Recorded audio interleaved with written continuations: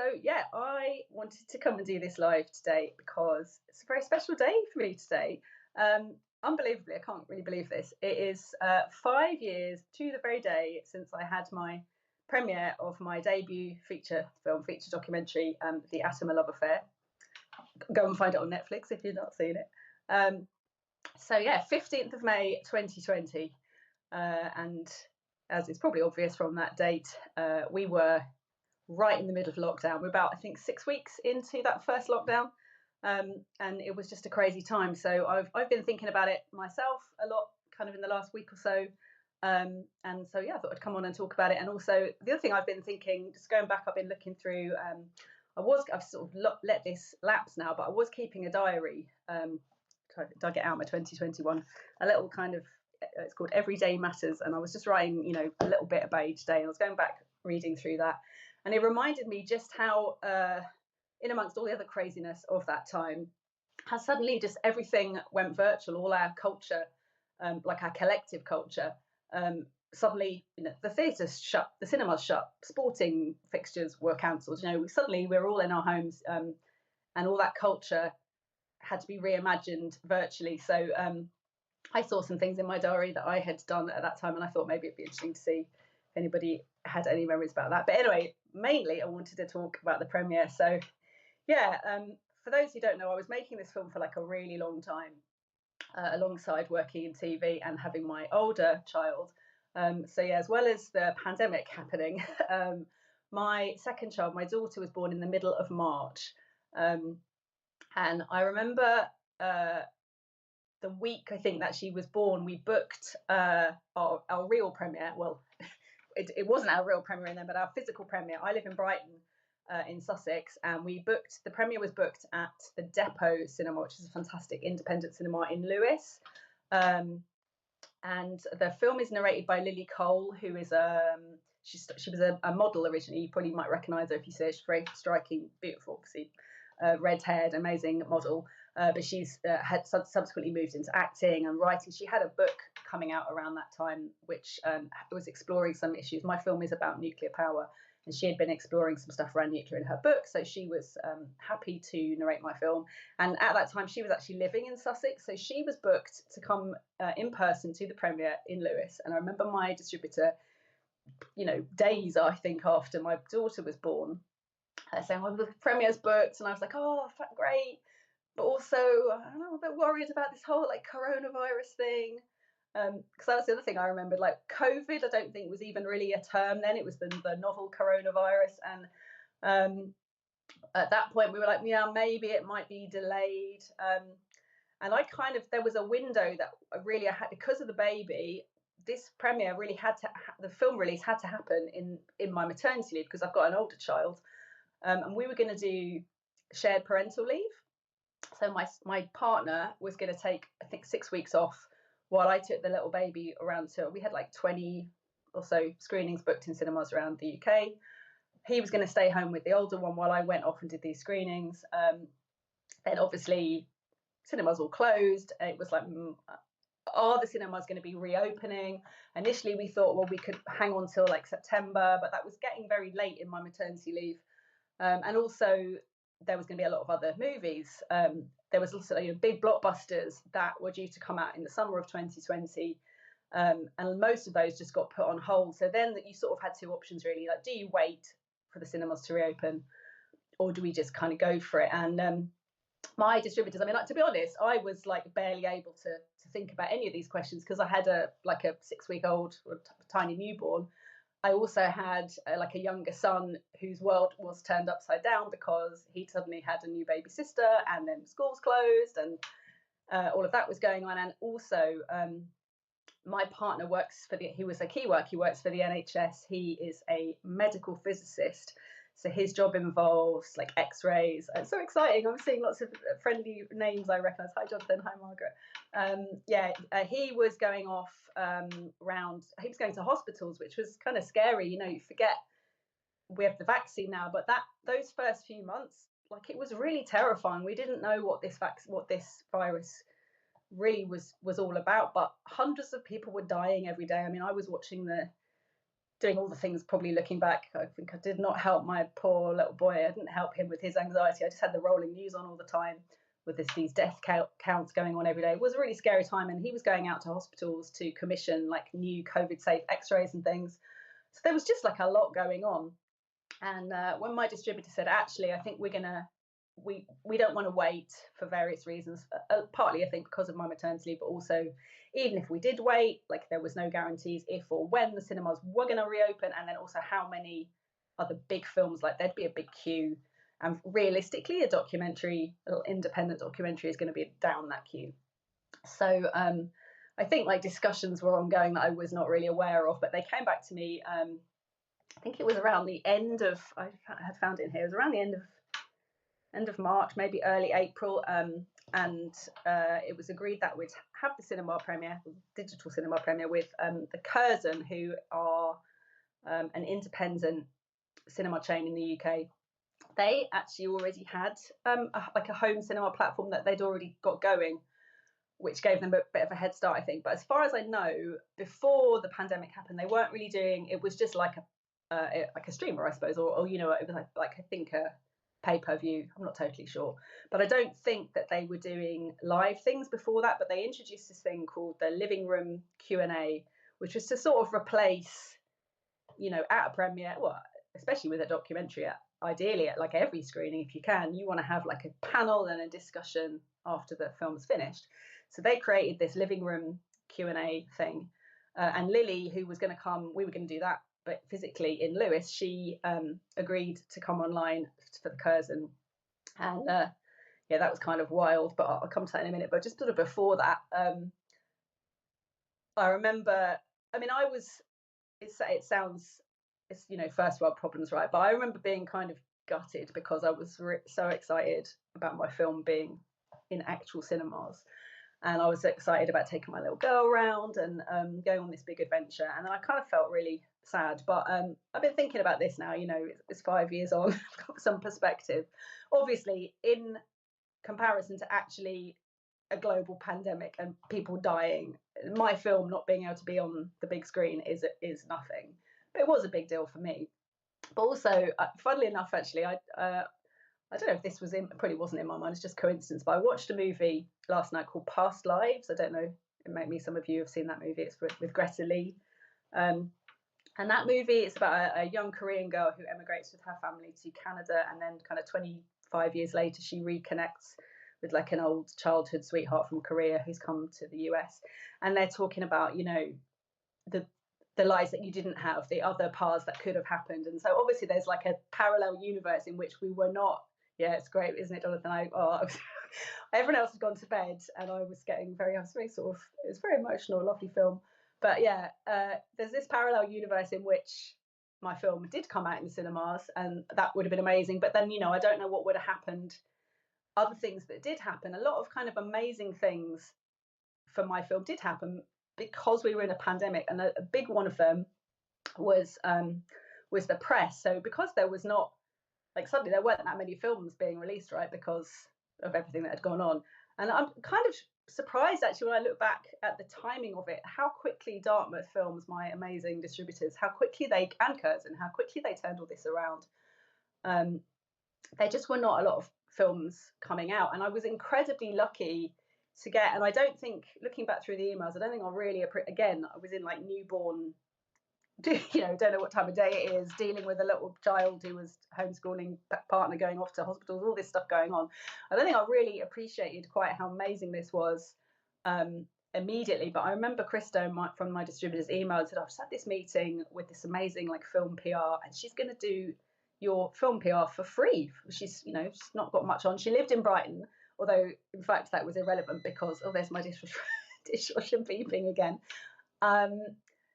Actually, the fact that we lived in the same city was kind of, I didn't actually meet her in person until I think like a year later, but she very sweetly said, oh, I can do the film PR. It was only like a few days, I think, later, I finally kind of got on my laptop and looked up, and she works for like a really big, like amazing big PR company. It was incredible that she was willing to do that. So we got press like everywhere, and I've got my little folder, and I dug out some of the things. One of the things that was like some of the newspapers, right, were in London. So like the Metro, the Evening Standard, these are London only papers. So I remember I was texting people in London, because we were all in lockdown, saying, can anybody get out and get a copy of the Metro or the Standard? But I do remember on that day, on the 15th, going down, probably with the pram, I can't remember, but going to the newsagents around where I live and buying up all the newspapers. And I've got some of them that I found here. Here's one. This is the Guardian. I'm going to show you these. This is the Guardian guide from well, actually this is from the week after, but there's my film there, The Atom of Love Affair. And then some of the other ones I found. It was interesting looking back over these, because I've pulled out little snippets from some of these press reviews on press kits and screening kits and things, and I got some on my email signature, but I hadn't read the full review for ages. So this one is from the Daily Mail. Daily Mail is not my favourite newspaper, but they did I'm going to read you this, because they did write quite a nice review. It said, this is it's a documentary about the world's bumpy love-hate relationship with atomic power since the destruction of Hiroshima and Nagasaki ended World War II, and on the whole, British filmmaker Vicki Lesley makes a fine job of her first feature-length film.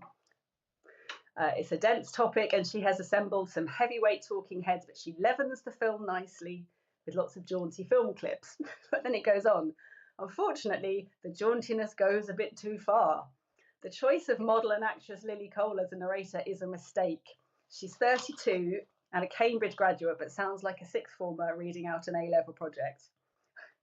Also, Lesley is far too fond of her own love affair metaphor, allowing Cole to stretch it until it snaps, like, I don't know, an overextended lace garter, perhaps. And I love an overextended metaphor. It's got me. Nonetheless, she has made a watchable and enlightening film, so that was a nice one.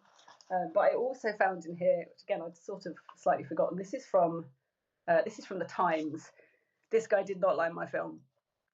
He called it a bizarre and unsustainable formal device becomes irritating dead weight in this otherwise engaging, if limited, documentary about the history of nuclear power. Pitched as an analysis of the love affair between the nuclear power providers and the governments that tacitly approve of them, the film intercuts chunks of historical narrative with dopey intertitles such as Falling in Love and On the Rocks.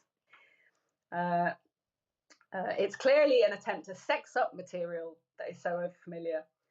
It's hard to shake the suspicion the film might have also been called Stuff About Nuclear Power You Already Know, but with interviews, still perfect for schools. That's the bit that we pulled out.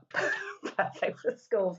Anyway, to be honest, not that I didn't care what the review said, but just the very fact that it was being reviewed in all the national newspapers. And the other thing I'd forgotten, but just recalling this in my diary and from looking through messages, Mark Kermode, who's a very famous film critic here in the UK, for years he did a film review show on the BBC, which has actually now gone to like a private, commercial podcast. He's left the BBC, but he was on the BBC then, and he reviewed my film live on his radio show, and I was listening to it, and he took quite a long time to sort of describe the setup with the love affair, and I was like on tender, because I was like, does he like it? And then he finally got to the end of explaining the metaphor, and he said really nice things, and said it worked really, really well. And I was sighing like a big sigh of relief, like, Mark Kermode likes my film.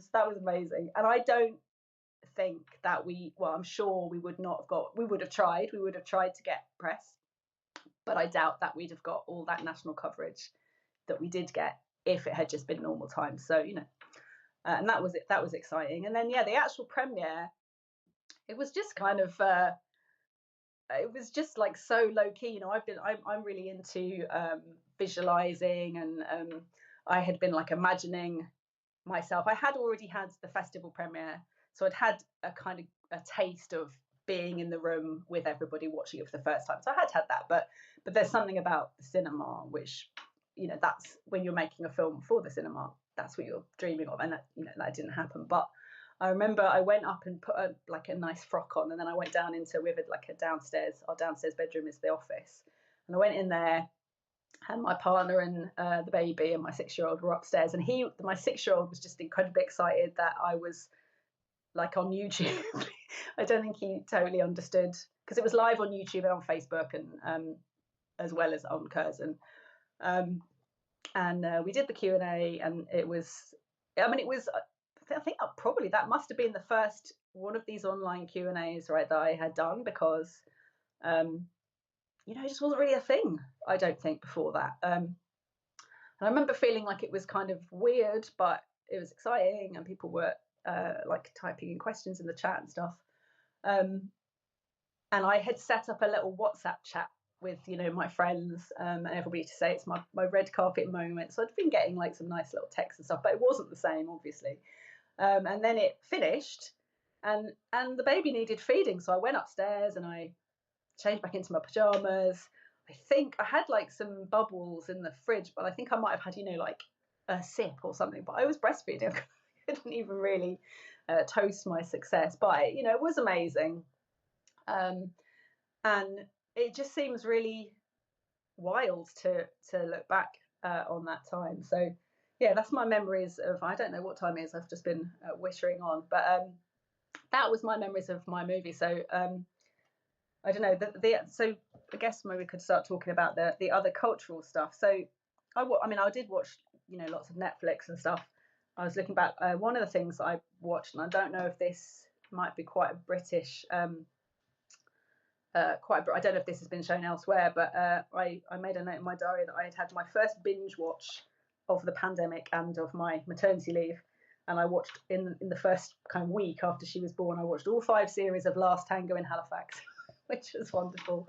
But one of the things I remember, so I watched lots of short films online, but one of the real big revelations for me was National Theatre at home. So there was a lot of, I think it was like a bit of almost like a Wild West time, as all these good cultural organisations were trying to figure out what to do while everything was shut.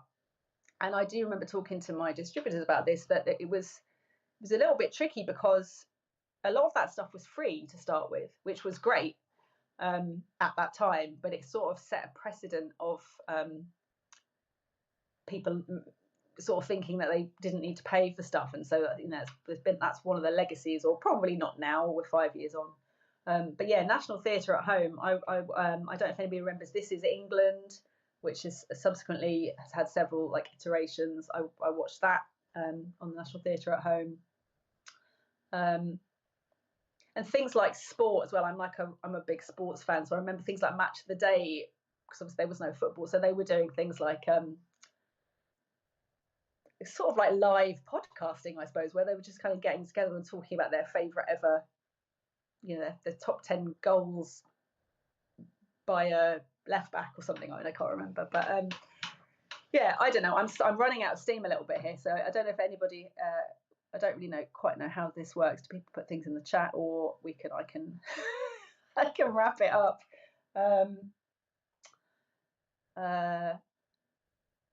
Yeah, that's my memories of that crazy time.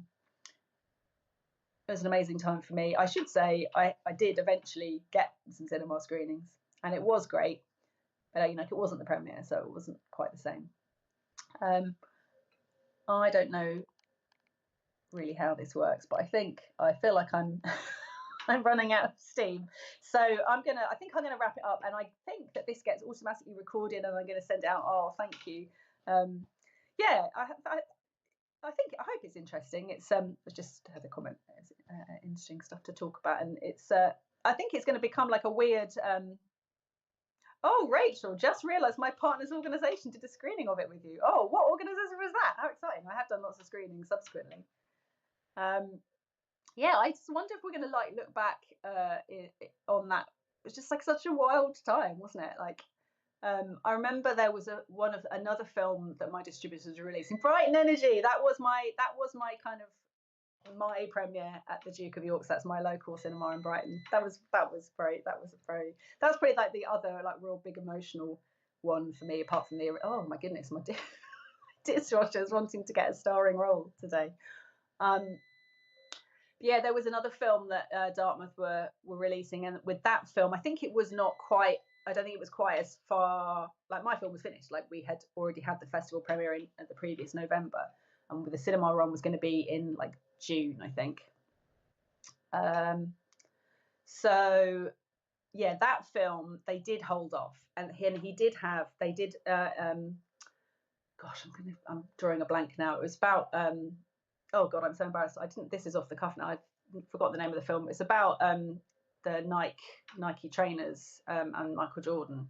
Oh, I will look it up, and it's a fantastic film, and I'll put information about it when I post this up. Because I'm embarrassed I can't remember the name of it, but I can't say baby brain now, can I? 5 years later, but that film did come out, and I remember talking to Krista about that, and I was like, I had real pangs of envy that they had got a physical cinema screening, but actually Krista said it wasn't great because it was the socially distanced thing, so the cinema was like really empty. There wasn't like a good, I don't think they did the Q&As because they were trying to get, they wanted to get people in and out as quick as possible. So I think probably on balance, I'm happy with my experience. It was it was an unusual experience. Not that many people, I guess, had a pandemic premiere. So, and probably hardly anybody had a pandemic premiere and had a 2-month-old baby. So yay to me. And